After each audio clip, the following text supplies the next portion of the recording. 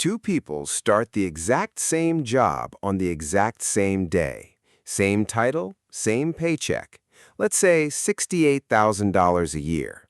Same city, same rent, same student loans. On paper, they are identical. Fast forward 15 years. One of them owns their home, has 6 figures invested, and could walk away from work tomorrow. The other is one missed paycheck away from disaster. Same income the whole time, sometimes more. So what happened? It wasn't luck. It wasn't a secret inheritance. Today, I'll show you the single variable that separated them and why almost everyone obsesses over the wrong number when they think about getting rich. Here's the thing nobody wants to hear. Your income is the least interesting part of your financial life. We obsess over it because it's the easiest number to brag about. I got a raise. I make 6 figures now. But income is just water coming through a pipe. What matters is what that pipe is connected to, and most people never look. Because if income were the answer, high earners wouldn't be broke. And yet they are, constantly. Plenty of people earning 2 or 3 times the median still live paycheck to paycheck. Doctors, lawyers, engineers, quietly drowning. How? It comes down to 3 gaps, not 3 mistakes, not 3 habits, 3 gaps. Each is the distance between 2 numbers you almost never measure, and their size, far more than your salary, decides whether you end up free or stuck. Gap 1. The speed gap. This is the distance between how fast your income rises and how fast your lifestyle rises to meet it. Here's the trap, and it's almost invisible while it happens. You get a raise, $5,000, and within 2 months it's quietly vanished, not into savings, into a slightly nicer apartment, a slightly better car, a few more dinners out, a subscription you forgot you signed up for. Your life got a little more comfortable and your bank balance didn't move an inch. That's the thing about lifestyle creep. It doesn't feel like spending. It feels like deserving. You worked hard, you earned more, so of course you should live a little better. But that's what makes it dangerous. Comfort is a one-way door. It's almost impossible to downgrade once you've gotten used to it. Going from drip coffee to oat milk lattes feels great. Going back feels like punishment. So picture our 2 people again. Same raises over 15 years. The first lets lifestyle rise at the exact speed of income. Every raise instantly absorbed. The second lets it rise slower and banks the difference. That space between what they earn and what they spend is the only thing they're doing differently, and it's the entire ballgame. The wealthy person isn't cheap, they're just slow. Their lifestyle always runs a few years behind their income, and they live permanently inside that gap. Gap 2. The time gap. This one breaks people's brains when they see the math, because it feels like it can't be true. The time gap is the distance between when you start and when you wish you'd started, and it matters more than almost any financial decision you'll ever make, more than your salary, more than picking the perfect investment.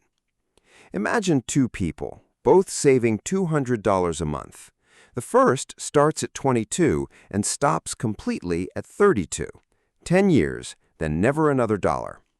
The second does nothing in their 20s. They travel, they party, they figure life out. Then they get serious at 32 and save that same $200 a month every month until they're 65. So one saved for 10 years, the other for 33, more than 3 times as much money. And the first person, the one who quit at 32, still ends up with more, often a lot more. Sit with that, because it's almost offensive. The person who put in less money for fewer years wins, because they bought the one thing you can never buy back, time for compounding to work. Early money doesn't add, it multiplies, and then the multiplication multiplies. $1 invested at 22 does work $1 at 40 simply cannot, no matter how hard it tries. This is why "I'll start investing when I make more money" is one of the most expensive sentences in the language. You're not waiting to invest. You're spending your most valuable asset, time, and you don't even feel it leaving. Gap 3. The identity gap. The first two gaps are about math. This one is deeper, and it's the reason most people never close them. The identity gap is the distance between the person you are with money and the person you'd need to become to build wealth. And it usually isn't logic that keeps it open. It's a story you absorbed long before you ever had a bank account. Some people carry a deep belief that money is scarce, that it can vanish at any moment, so the safest thing is to clutch what you have and never let it move. And often that belief isn't even theirs. It was handed down. Maybe a parent or grandparent lived through real hardship, a war, an immigration, a stretch where money disappeared overnight. They learned correctly for their world to hoard and never risk. Then they pass that wiring to a child raised in a completely different world, where the same instinct now sabotages them. You can spot it in the way people freeze.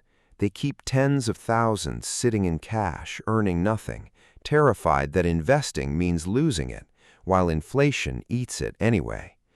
They're not irrational on purpose. They're running software written for a famine inside an economy that isn't one. The opposite story sounds like this. Money is a tool, not a security blanket.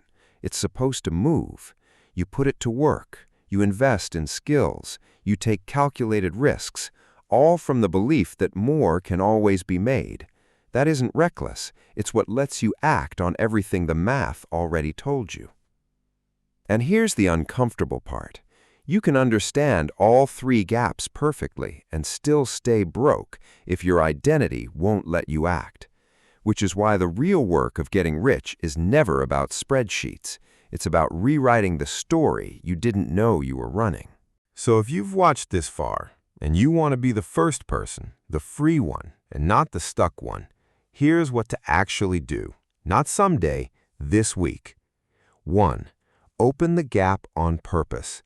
Next time more money comes in, let your lifestyle rise slower than your income and automatically move the difference somewhere it can't be casually spent.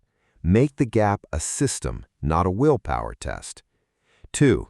Start before you feel ready, not when you make more, now, with an amount small enough to feel almost pointless. The size barely matters at the start. The clock is the whole point, and it's running right now whether you've started or not. 3. Notice the story. The next time you feel that flinch, the urge to clutch the cash or spend it before it disappears, ask whose voice that actually is, because you can't fix a number you think is logic when it's really a feeling. I'll leave you with this. 2 people, same salary, opposite lives. And what separated them was never the size of the paycheck. It was the size of the gaps. The gap they kept open between earning and spending. The gap they refused to keep open between now and later. And the gap they were brave enough to close between who they were and who they had to become. You're already earning. The only question left is what you're connected to.